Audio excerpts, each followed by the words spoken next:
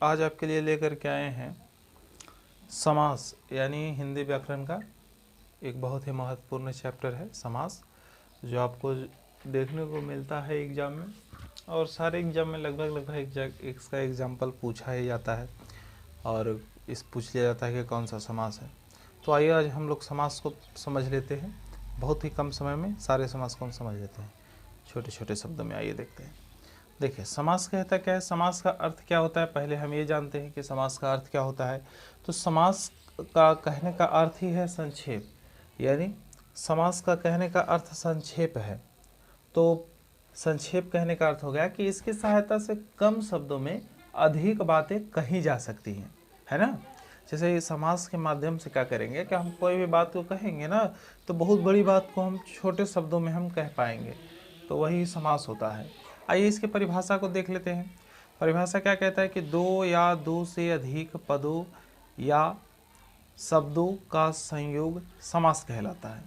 यानी जैसे दो या दो से अधिक शब्दों के संयोग को यानी मिल जाता है। तो देखिए, जैसे देश का भक्त है ना, जैसे देश का भक्त है, ये इसमें क्या होगा कि का जो विभक्ति है ना लगा हुआ, ये जो है लुप्त हो जाता है और क्या बनता है, देशभक्त। देखिए, देश का भक्त, इतना शब्द को हम इतना में कर दिए यानी देशभक्त कर दिए। ये आपका जो है देशभक्त क्या हो गया, समास हो गया। चलिए, आशा करते हैं कि आप समास समझ गए होंगे। तो आगे हम जो है बताते हैं कि कितने प्रकार के समास होते हैं। आइए, इसमें कहता है कि अर्थ की दृष्टि से समास के 6 भेद होते हैं। अर्थ की दृष्टि से समास के 6 भेद होते हैं। तो समास के 6 भेद होते हैं। पहला है तत्पुरुष समास, दूसरा है कर्मधारय समास, तीसरा है बहुब्रीहि समास, चौथा है द्वंद्व समास, पांचवा है द्विगु समास और छठा है अवयवी भाव। देखिए, आइए पहला हम समझते हैं तत्पुरुष समास किसे कहते हैं। तो तत्पुरुष समास किसे कहते हैं, जिस समास का अंतिम पद प्रधान होता है और उसे तत्पुरुष समास कहते हैं। ध्यान दीजिएगा, जिस शब्द का अंतिम जो शब्द होगा वह क्या होगा, अंतिम पद क्या होगा, वह प्रधान होगा यानी महत्वपूर्ण होगा। जैसे राजपुत्र, राजपुत्र है ना, तो कहने का अर्थ हो गया राजपुत्र माने राजा का पुत्र। राजपुत्र कहने का अर्थ हो गया कि राजा का पुत्र। तो राजा का पुत्र जो हो गया, यह हो गया राजा और यह हो गया पुत्र, राजपुत्र, राजा का पुत्र। तो इसमें पुत्र जो है वह प्रधान है, इस बात का ध्यान रखिएगा। चलिए, अंतिम पद पुत्र जो है प्रधान है। आगे देखते हैं, आगे कुछ नोट है, इस बात को ध्यान रखिएगा। क्या नोट है, तो कह रहा है कि कर्ता और संबोधन को छोड़ करके, कारक समझते हैं ना, कारक पढ़े होंगे, अगर नहीं भी पढ़े होंगे तो हम फिर से एक और वीडियो उस पर लेकर के आ जाएंगे। जब तक समझ लीजिए कि कारक क्या होता है। कर्ता और संबोधन को छोड़कर सभी कारकों की विभक्तियों के अर्थ में तत्पुरुष समास होता है ना।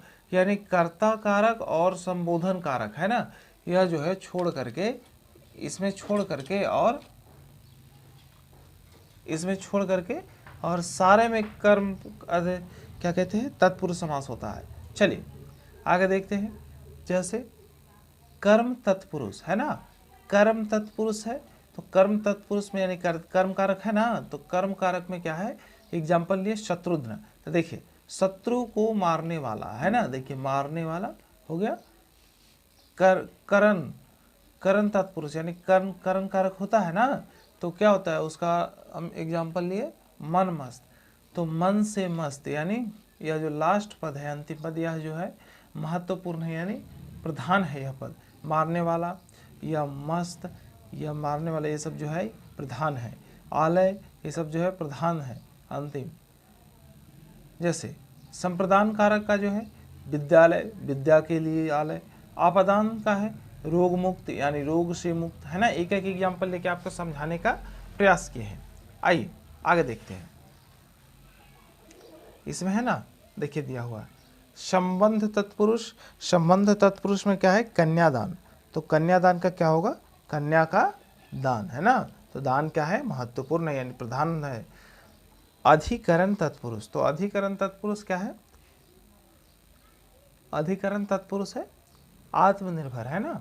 आत्मनिर्भर यानी आत्मा पर निर्भर, तो निर्भर क्या है, वह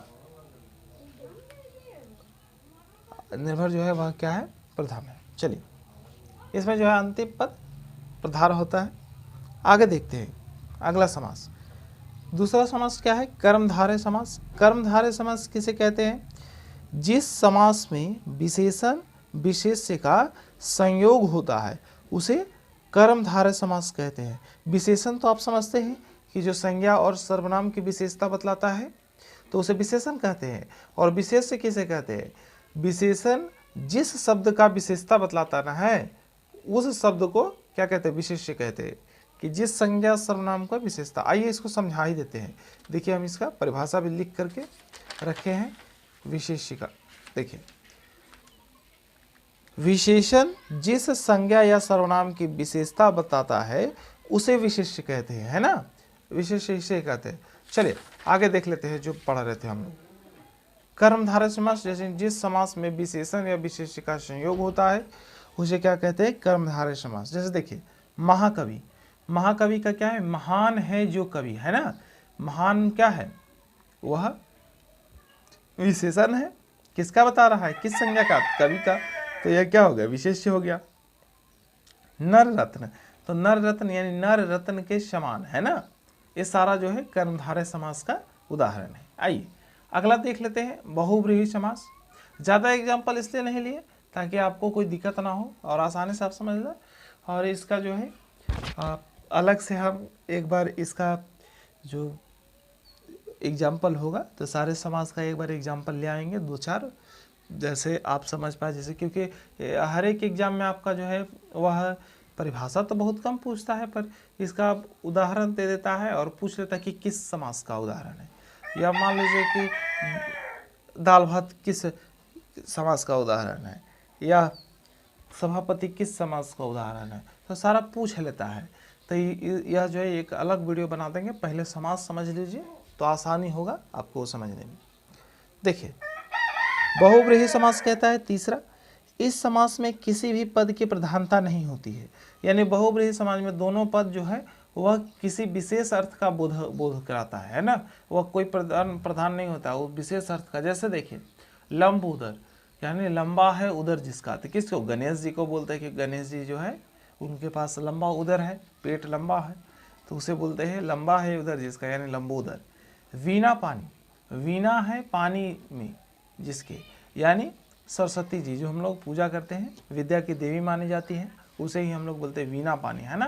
तो ये किसी विशेष अर्थ का प्रकट करा, विशेष अर्थ का बोध कराया, यह कोई भी पद इसमें प्रधान नहीं है। चलिए आशा करते हैं समझ गए होंगे। यानी 4 नंबर हम देखते हैं द्वंद्व समास।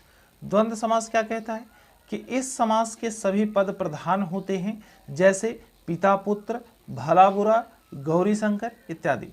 इस समास के यानी द्वंद्व समास के दोनों पद जो है प्रधान होते हैं। जैसे पिता हो गया या पुत्र हो गया, दोनों, पिता भी कहने का अर्थ हो गया कि वो भी प्रधान है और पुत्र भी प्रधान है, दोनों शब्द जो है प्रधान है।